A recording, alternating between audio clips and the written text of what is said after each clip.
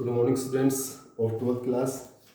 Today we also discuss reaction intermediate. It is our second lecture on the reaction intermediate. Today we discuss free radical.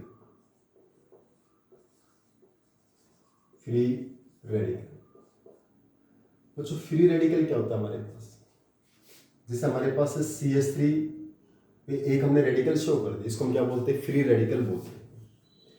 यानी free radical में क्या होता है? किसी atom या element के ऊपर ओड नंबर ऑफ इलेक्ट्रॉन्स होते हैं या अनपेड इलेक्ट्रॉन्स होते हैं, ओड नंबर ऑफ इलेक्ट्रॉन्स या अनपेड इलेक्ट्रॉन, उसको हम क्या बोलते हैं? Free radical. यानी it may be states as an element has odd number of electrons या unpaid electron in its valence is known as free radical. Is known as free radical. Free radical क्या बताया भी मैंने? An element which has odd number of electrons या unpaired electrons, किसी element के valence shell में odd electrons या unpaired electrons होते हैं। यानी an element has odd electrons या unpaired electron in its valence shell, उसके वैलेंस सेल में ओड या अनपेड इलेक्ट्रॉन्स होंगे, उसको हम क्या बोलते हैं? फ्री रेडिकल बोलते हैं। क्या बोलते हैं? Free radical. पहले हम डिस्कस करते हैं बच्चों formation of free radical. Formation of free radical. बच्चों फ्री रेडिकल का फॉर्मेशन होमोलाइटिक क्लीवेज से होता है। किस होता है बच्चों? Homolytic cleavage. और मेनली होमोलाइटिक क्लीवेज किस में होता है? In presence of light. In presence of light, heat या light. In presence of heat या लाइट। बच्चों फ्री रेडिकल का फॉर्मेशन, जो फ्री रेडिकल का फॉर्मेशन होता है वो किसके प्रेजेंस में होता है? प्रेजेंस ऑफ हीट या लाइट, यानी होमोलाइटिक क्लीवेज होता है। किससे होता है? Homolytic cleavage. जैसे हमारे Cl2 है बच्चों, लाइट की प्रेजेंस में। जैसे CH3 है, लाइट की प्रेजेंस में। क्लियर बच्चों? देखिए हमारा होमोलाइटिक क्लीवेज क्या होता है? हमारा ये जो बॉन्ड है दो इलेक्ट्रॉन से बनता है ना। किससे बनता है? दो इलेक्ट्रॉन से। तो बच्चों एक हाफ एरो होता है। क्या होता है ये? Half arrow. हाफ एरो का मतलब ये एक इलेक्ट्रॉन लेके जाता है। इसका मतलब होमोलाइटिक में क्या होता है? Equal distribution of electrons.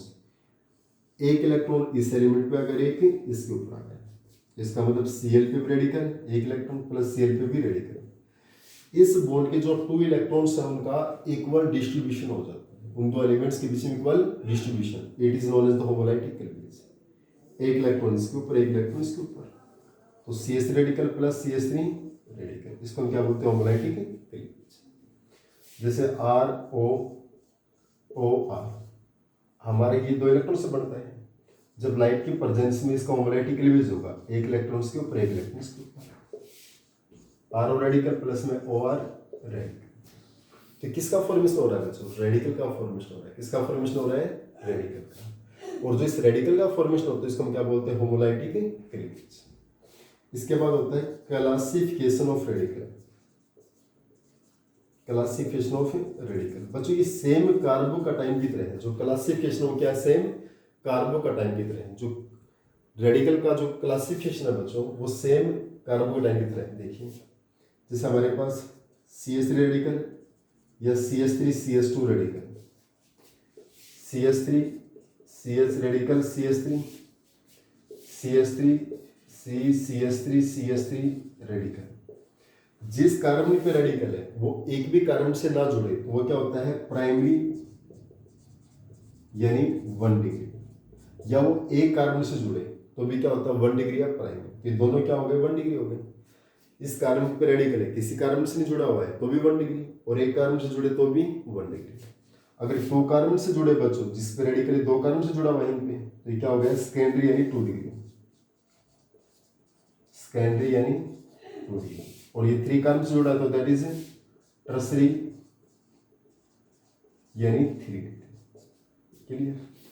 ये हमारा क्लासिफिकेशन होता है बच्चों। इसको आप एक बार अच्छे से रिटर्न कीजिए ताकि कोई प्रॉब्लम ना आए आपको नोट्स फॉर्मेशन करने में।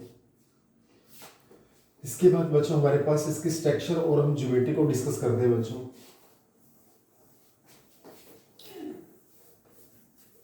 स्ट्रक्चर हाइब्रिडाइजेशन के बारे में देखिए बच्चों। Structure of free radical. Free radical की स्ट्रक्चर क्या बनेगी बच्चों हमारे पास, देखिए ये हमारा CH3 रेडिकल है। क्या CH3 रेडिकल। कार्बन के वैलेंस शेल में क्या होते हैं, NH2 NP2। S में भी 2 इलेक्ट्रॉन और P में भी 2 इलेक्ट्रॉन। क्लियर बच्चों, हमारे पास 3 हाइड्रोजन है। एक हाइड्रोजन एक बॉन्ड बनाएगा, 2 हाइड्रोजन 2, 3 हाइड्रोजन 3 बॉन्ड का फॉर्मेशन करेंगे। CH3 पर रेडिकल है, यहाँ पर 3 हाइड्रोजन है। एक हाइड्रोजन एक बॉन्ड का फॉर्मेशन, 2 हाइड्रोजन 2 और 3 और 3, तो हमें भी रिक्वायर्ड 3 अनपेड इलेक्ट्रॉन। तो हमारा जो ये NSNP है, ये इलेक्ट्रॉन यहाँ पोस्टपोन कर दे इसका, तो हमारे पास देखिए 2 अनपेड इलेक्ट्रॉन थे पहले, इसको कर देंगे तो हमारे पास तो 4 हो गया। मेरी रिक्वायरमेंट तो 3 की थी, लेकिन कितने हो गए, 4, कोई दिक्कत नहीं है। अब एक हाइड्रोजन इसके साथ बॉन्ड बन गया, सेकंड इसके साथ, थर्ड इसके साथ, तो हमारे पास कौन सी हाइब्रिडेशन आ गई, sp2। लेकिन ये इलेक्ट्रॉन क्या रहेगा आपका, अनपेड इलेक्ट्रॉन। फ्री रहेगा ना आपका ये, इसको हम क्या बोलते हैं, अनपेड इलेक्ट्रॉन। ये इलेक्ट्रॉन फ्री रहेगा, दैट इज अनपेड इलेक्ट्रॉन। तो फ्री रेडिकल में हाइब्रिडेशन कौन सी, sp2। तो ज्योमेट्री कौन सी बनेगी, ट्राइगोनल प्लानर। लेकिन एक इलेक्ट्रॉन हमारे क्या रहेगा इसके ऊपर, ये unpaired. Clear, sp2 hybridisation trigonal planar geometry. लेकिन बच्चे नोट करके बात लिखिए, जो हमारे पास CF3 रेडिकल है, CF3 जो CF3 रेडिकल है, इस केस में हमारे पास sp3 हाइब्रिडाइजेशन होती है। कौन सी होती है, sp3 hybridization due to electron withdrawing group, due to electron withdrawing group. Clear, okay.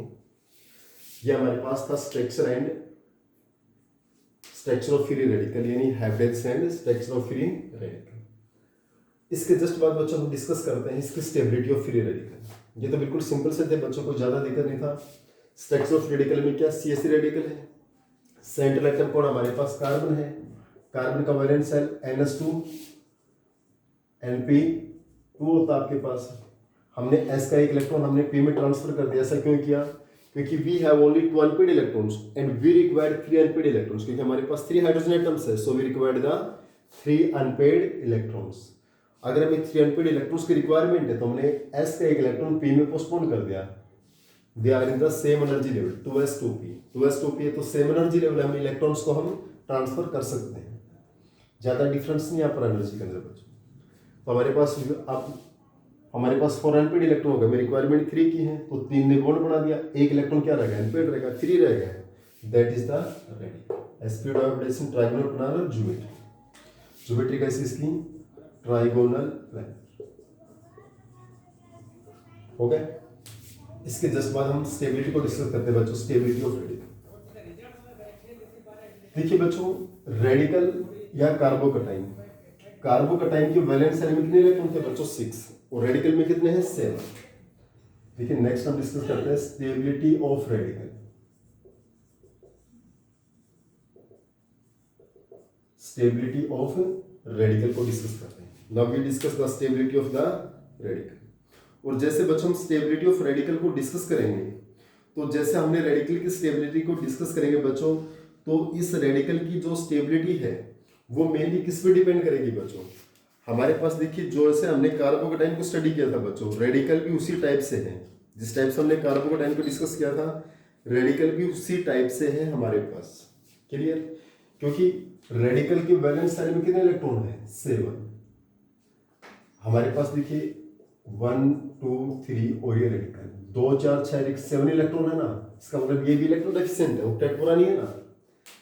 Free radical की तरह रेडिकल का भी ऑक्टेट कंप्लीट है क्या, नहीं है, और इसका ऑक्टेट कंप्लीट नहीं है, it is also electron deficient, तो इसकी स्टेबिलिटी भी क्या रहेगी, सेम एज स्टेबिलिटी ऑफ कार्बोकटाइन।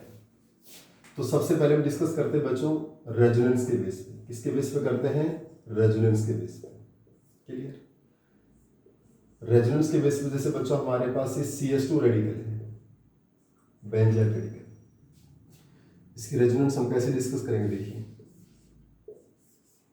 ये 2 बॉन्ड एडजेटिव्स हैं, इस बॉन्ड को मैंने रेडिकल में ब्रेक कर लिया बच्चों, इस बॉन्ड का रेडिकल ब्रेक कर लिया। इस CH2 पर रेडिकल है और इस बॉन्ड को मैंने 2 रेडिकल ब्रेक कर लिया। 1 bond is made up of 2 radical 2 electron. तो ये रेडिकल और ये रेडिकल, ये रेडिकल और इसके ऊपर रेडिकल, इन्होंने क्या बना दिया, बॉन्ड बना दिया। ये रेडिकल यहां पर आ गया। नेक्स्ट सेक्शन में ये आपका एजिटीज है, इस बॉन्ड को भी रेडिकल ब्रेक कर लेंगे। यहां रेडिकल आ गया, यहां भी रेडिकल आएगा, ये रेडिकल रेडिकल मिलकर क्या बना देंगे, बॉन्ड बना देंगे। रेडिकल यहां आ गया। नेक्स्ट सेक्शन में ये आपके पास एजिटीज, इस बॉन्ड को भी रेडिकल ब्रेक कर, रेडिकल और रेडिकल। अब ये रेडिकल और ये रेडिकल क्या बनाएंगे, यहां पर बॉन्ड बनेंगे, रेडिकल यहां पर। नेक्स्ट सेक्शन में क्या होगा बच्चों, इसको भी रेडिकल में ब्रेक करेंगे, ये बॉन्ड आ जाएगा, यहां पर वापसी रेडिकल। वो स्ट्रक्चर बनेगी जहां से हम चले थे। यहां पर क्या स्ट्रक्चर बनेगी, 1 2 और 3 स्ट्रक्चर बनेगी ना हमारे पास। अगर बच्चों यहां पर 3 रिंग होती तो हमारे पास एक रिंग से जो रेडिकल है वो 3 स्ट्रक्चर में डिस्टर्ब है, 3 स्ट्रक्चर में इसका डिस्ट्रीब्यूशन हो रहा है। और 3 रिंग होती, कितने में होता है बच्चों, 3 3 3 9 स्ट्रक्चर में। तो अगर हमारे पास बच्चों C6H5 thrice C radical 3 ring है, एक बार C6H5 फिनाइल की 2 रिंग है और एक बार फिनाइल की हमारे पास कितनी है, 1 रिंग है। ये 1 रिंग वाला एग्जाम्पल था बच्चों। ये यहां पर 3 स्ट्रक्चर बनेंगे, तो यहां पर कितने स्ट्रक्चर बनेंगे, 6, और यहां पर कितने बनेंगे, 9। और जितना रेडिकल का डिस्ट्रीब्यूशन होगा, जितना रेडिकल हमारा मेनी स्ट्रक्चर्स में चेंज होगा, जितना मूव करेगा, इतनी ज्यादा उसकी क्या होगी, स्टेबिलिटी रहेगी। इतनी ज्यादा क्या रहेगी, स्टेबिलिटी रहेगी। क्लियर। यानी जो रेडिकल की जो स्टेबिलिटी है बच्चों, रेडिकल की स्टेबिलिटी भी उसी के ऊपर डिपेंड करता है। जितनी ज्यादा रिंग्स रहेंगी उतना ज्यादा उसका क्या रहेगा, आपके पास है रेडिकल की स्टेबिलिटी का मूवमेंट रहेगा। क्लियर। एक बच्चों इसको इंडक्टिव इफेक्ट के बेस पर करते हैं, उसी टाइप से बच्चों देखिए, CH3 CH3 CH3 radical,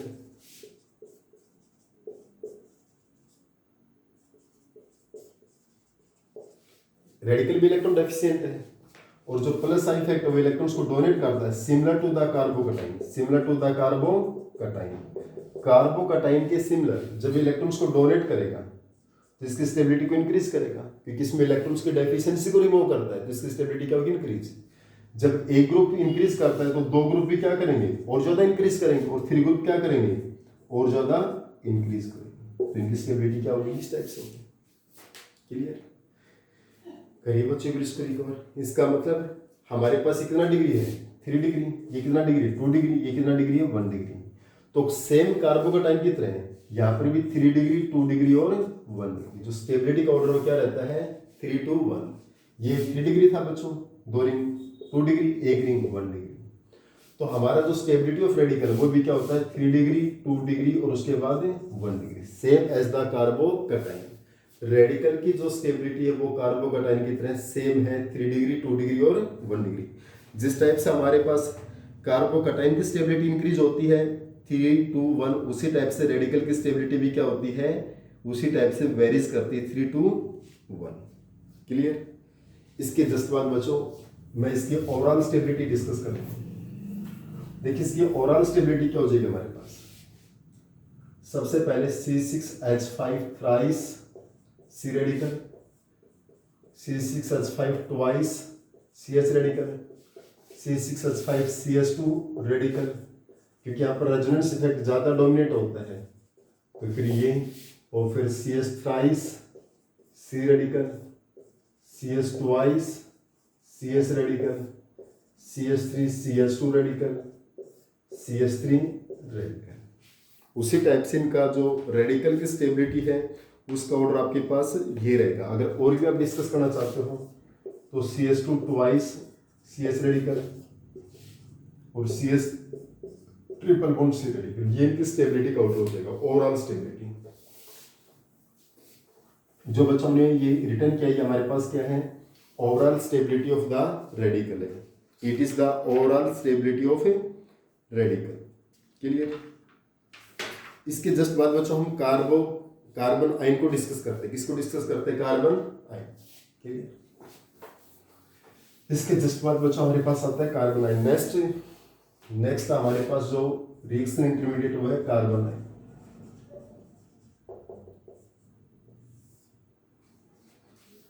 carbon ion क्या होता है बच्चों? What is the carbon ion? Carbon ion क्या होता है बच्चों हमारे पास? यानी CH3 नेगेटिव, इसको बोलते हैं कार्बन आयन। देखिए बच्चों यहां पर 1 2 3 और ये नेगेटिव चार्ज। यहां कार्बन के वैलेंस साइड में इलेक्ट्रॉन बताओ कितने हो गए?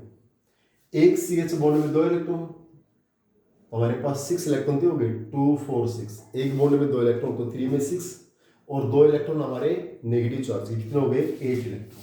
कितने हो गए? 8 इलेक्ट्रॉन। यानी carbon bear negative charge, carbon के ऊपर कैसा चार्ज है? Negative charge, and 8 electron in its valence shell, और उसके वैलेंस सेल में कितने इलेक्ट्रॉन होते हैं? 8। इसको हम क्या बोलते हैं? कार्बन आयन बोलते हैं। क्या बोलते हैं? Carbanion. यानी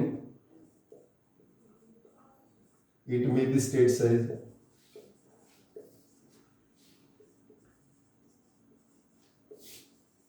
carbon bear negative charge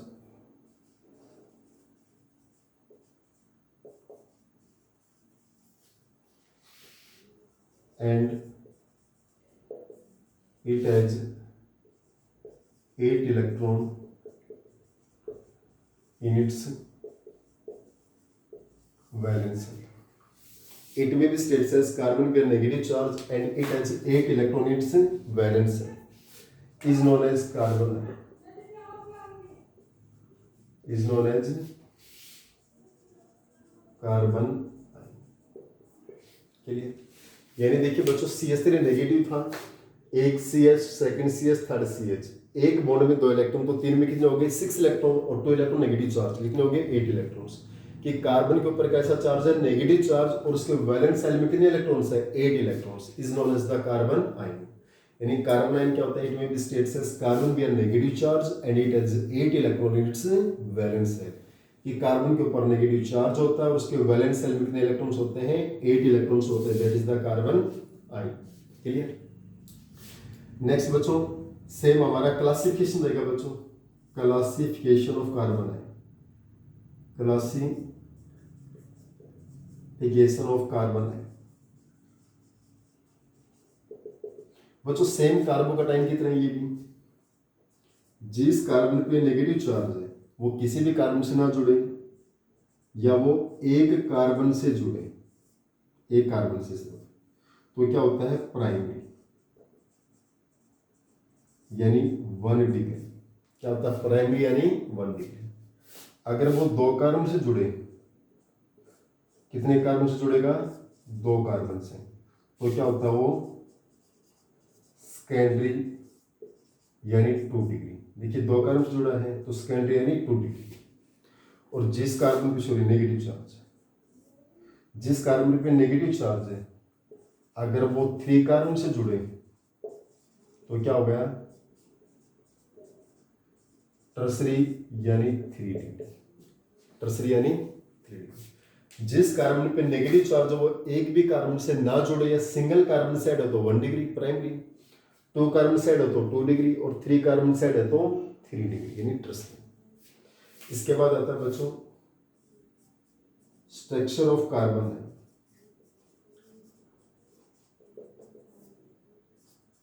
CH3 negative. यहां कार्बन सेंट्रल एटम है बच्चों, इसके वैलेंस सेल में कितने इलेक्ट्रॉन होते हैं? 4। सिंपल तरीके से डिस्कस करते हैं on the gap of +1+ chemical bonding. इस कार्बन के वैलेंस सेल में हाउ मेनी इलेक्ट्रॉन्स? 4 इलेक्ट्रॉन्स। एक हाइड्रोजन के लिए 1 इलेक्ट्रॉन की रिक्वायरमेंट है, 2 के लिए 2, तो 3 के लिए 3।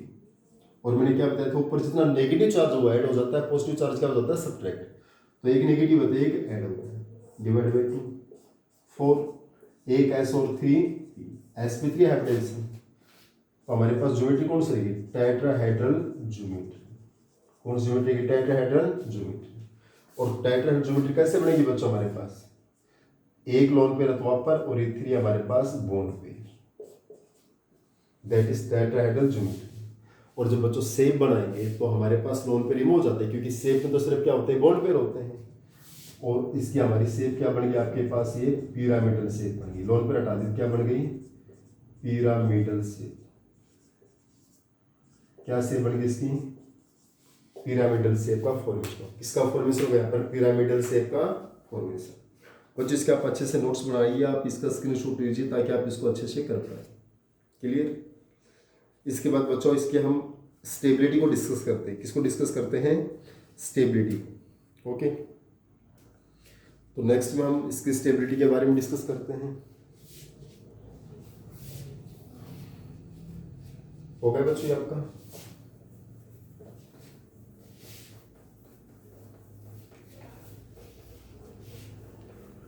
नेक्स्ट बच्चों स्टेबिलिटी ऑफ कार्बन आयन। देखिए कार्बन आयन की बच्चों जो स्टेबिलिटी है, कार्बन आयन की जो स्टेबिलिटी है वो कार्बोकटाइन से क्या रहेगी हमारे पास? रिवर्स रहेगी।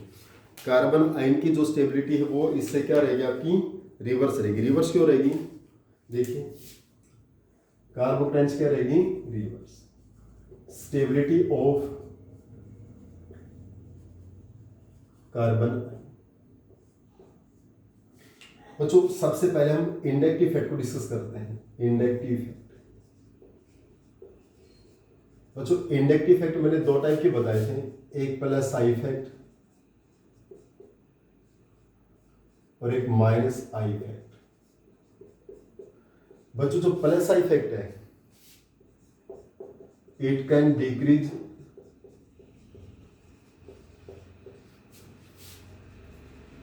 Stability of carbon. ये कार्बन आयन की स्टेबिलिटी डिक्रीज करता है, जबकि minus I effect it can increase stability of carbon है।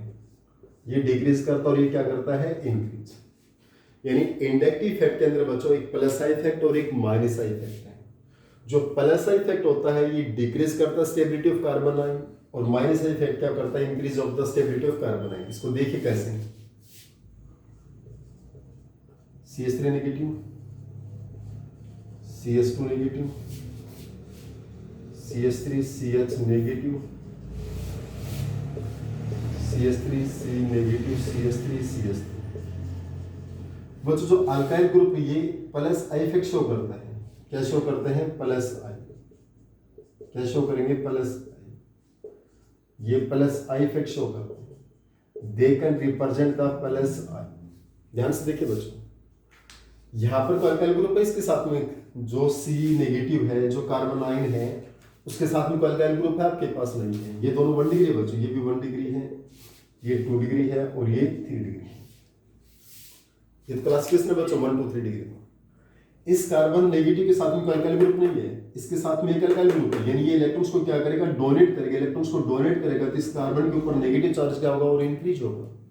नेगेटिव चार्ज की इलेक्ट्रॉन डेंसिटी क्या होगी? इंक्रीज। और जैसे इसके ऊपर नेगेटिव चार्ज की इलेक्ट्रॉन डेंसिटी इंक्रीज होगी तो इसकी स्टेबिलिटी क्या होगी? डिक्रीज, क्योंकि element wants to be its neutral state. और जब हमारा अल्काइल ग्रुप होगा ये इलेक्ट्रॉन्स को डोनेट करेगा तो इस CH2 के ऊपर नेगेटिव चार्ज की जो डेंसिटी वो क्या होती है? इंक्रीज। और जब नेगेटिव चार्ज इंक्रीज होगा तो इसकी स्टेबिलिटी क्या होगी? डिक्रीज। इसका मतलब ये मोर स्टेबल है इससे, क्योंकि अपने अल्काइल ग्रुप में इलेक्ट्रॉन्स को डोनेट करेगा फिर नेगेटिव चार्ज क्या होता है? इंक्रीज। और नेगेटिव चार्ज इंक्रीज होगा तो इसकी स्टेबिलिटी क्या होती है? डिक्रीज। यहाँ पर 2 ग्रुप है, ये और ज्यादा नेगेटिव बढ़ाएंगे तो यहाँ पर और भी नेगेटिव क्या होगा? इंक्रीज। तो इसकी स्टेबिलिटी और भी क्या होगी? डिक्रीज। इससे भी लेस होगा।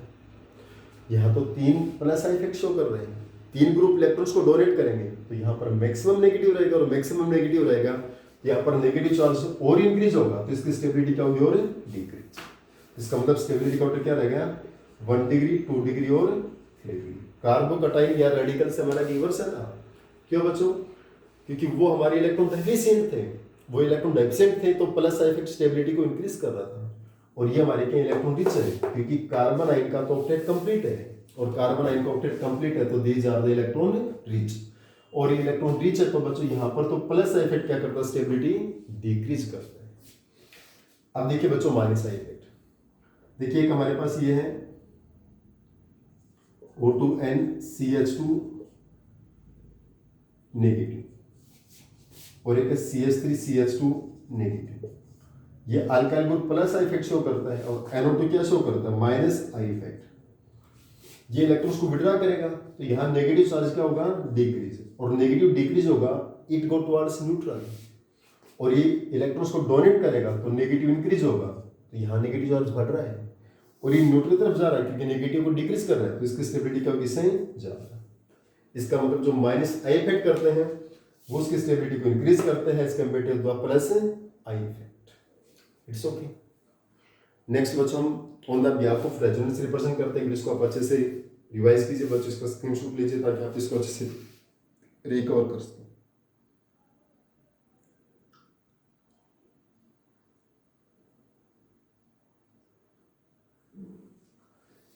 इसके जस्ट बाद बच्चों डिस्कस करते हैं on the basis of the resonance, resonance के बेस पे। नेक्स्ट हम डिस्कस करते हैं on the base of resonance. बच्चों रेजोनेंस का वो एग्जांपल लेते हैं,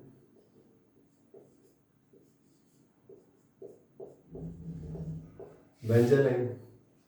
इसके रेजोनेटिंग स्ट्रक्चर का ध्यान से देखिए बच्चों, ये नेगेटिव चार्ज यहाँ पर बॉन्ड फॉर्मेशन करता है, इस नेगेटिव चार्ज ने यहाँ पर क्या बनाया, बॉन्ड बन गया। इस कार्बन के 4 बॉन्ड तो ऑलरेडी थे और ये कौन सा बॉन्ड बन गया, 5th बॉन्ड बन गया। तो क्या कार्बन 5 बॉन्ड का फॉर्मेशन कर सकता है, नहीं कर सकते हैं। तो ये बॉन्ड क्या होगा, आगे पोस्टपोन हो गया और ये बॉन्ड आगे पोस्टपोन हो, यहाँ हेड है, हेड पे क्या है, नेगेटिव चार्ज, ये 2 बॉन्ड है जीटीज। दोबारा देखिए बच्चों, ये नेगेटिव चार्ज यहाँ पर आके बॉन्ड का फॉर्मेशन कर रहा है, यहाँ डबल बॉन्ड बना, लेकिन इस कार्बन के ऑलरेडी 4 बॉन्ड तो पहले ही हैं, 1 2 3 4, और ये कौन सा बॉन्ड आ गया, 5th बॉन्ड आ गया, और carbon can not make the 5th bond without charge. Neutral state में क्या कार्बन 5 बॉन्ड का फॉर्मेशन कर सकता है, नहीं कर सकता है। इसका मतलब ये जो बॉन्ड है आगे पोस्टपोन हो जाएगा, और यहाँ पर हेड है तो यहाँ पर आगे नेगेटिव चार्ज। सेकंड स्ट्रक्चर में हमारी पहली स्ट्रक्चर थी, ये नेगेटिव यहाँ बॉन्ड बनाता है, तो ये हमारा क्या होगा, आगे पोस्टपोन होगा। तो क्या स्ट्रक्चर बनेगी आपकी, ऊपर वाली स्ट्रक्चर है जी, ये नेगेटिव यहाँ बॉन्ड बना रहा है, आपका बॉन्ड बन गया, ये यहाँ पर गया तो यहाँ पर क्या आ गया, नेगेटिव चार्ज। क्लियर, ये आपका एच आपका, ये क्या बन गई, सेकंड स्ट्रक्चर। दोबारा देखिए मैंने क्या बताया बच्चों, हमारे पास ये जो नेगेटिव है, ये नेगेटिव यहाँ पर आके क्या बना रहा है, बॉन्ड बना रहा है, यहाँ बॉन्ड बन गया, तो ये नेगेटिव यहाँ पर क्या आ गया, नेगेटिव चार्ज। नेक्स्ट में ये नेगेटिव यहाँ पर बॉन्ड बनाएगा, तो ये हमारा नेगेटिव आगे पोस्टपोन हो गया। ये स्ट्रक्चर तो एंटिटीज थी बच्चों हमारी, ये नेगेटिव यहाँ बॉन्ड बना रहा है, बॉन्ड बन गया,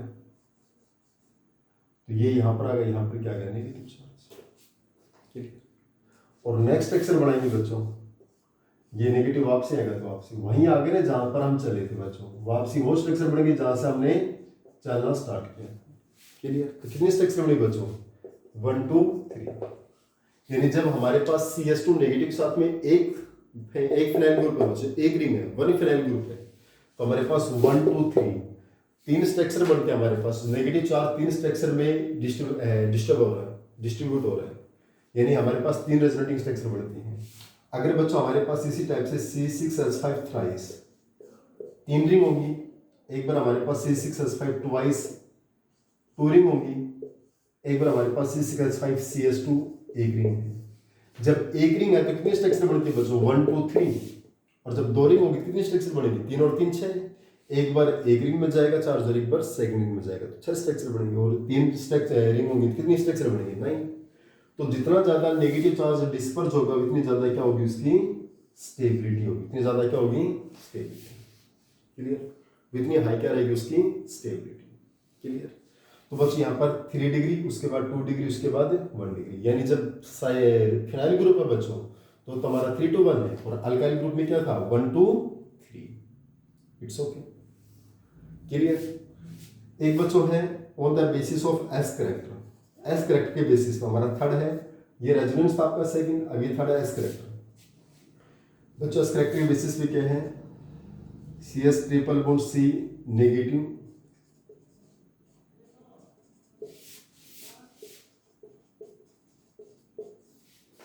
यहाँ कार्बन की जो एब्रेशन वो है sp, यहाँ कार्बन की एब्रेशन कौन सी है, sp2, और यहाँ कार्बन की एब्रेशन कौन सी है, sp3। प्लस वन क्लास में बहुत अच्छे से खूब समझाया गया होगा बच्चों, हर टीचर ने दोबारा से बताया, यहाँ sp, यहाँ sp2 और यहाँ पर sp3।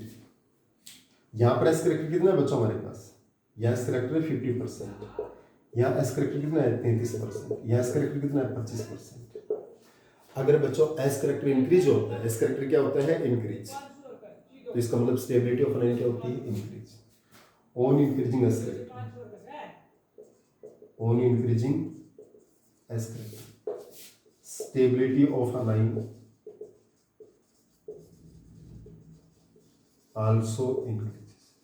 एस करेक्टर इंक्रीज होता है तो स्टेबिलिटी ऑफ अनाइन क्या होता है बच्चों इंक्रीज होता है, क्योंकि स्टेबिलिटी ऑफ अनाइन किस पे डिपेंड करता है, एस करेक्टर पे डिपेंड करता है। अगर एस करेक्टर इंक्रीज हो रहा है तो स्टेबिलिटी ऑफ अनाइन भी क्या होती जा रही है इंक्रीज होती जा रही है। क्लियर, यानी S character increases so stability of anion also increases. Okay, इसके जस्ट बाद बच्चों हमारे पास ओवरऑल स्टेबिलिटी बता रहे बच्चों। ओवरऑल स्टेबिलिटी का ऑर्डर क्या रहेगा हमारे पास, कार्बन आयन की ओवरऑल स्टेबिलिटी का ऑर्डर क्या हो जाएगा आपके पास, यानी सबसे ज्यादा कौन स्टेबल रहेगा उसके बाद कौन रहेगा। तो बच्चों ओवरऑल स्टेबिलिटी में हमारे पास सबसे ज्यादा रहेगा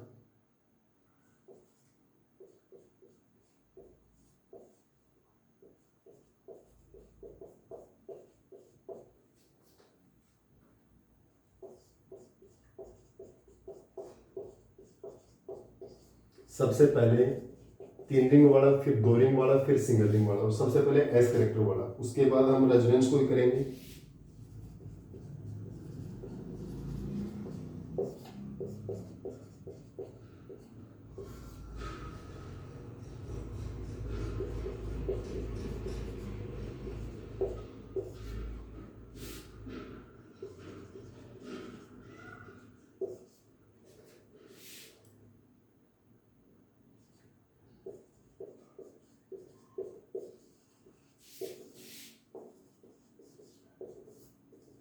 ये हमारा क्या हो जाएगा ओवरऑल स्टेबिलिटी का ऑर्डर हो जाएगा। क्या हो जाएगा आपके पास overall stability. Clear, it is the overall stability. Okay बच्चों, एक मैं एरोमेटिक मोल बताता हूँ, इनका ऑर्डर क्या रहेगा आपके पास।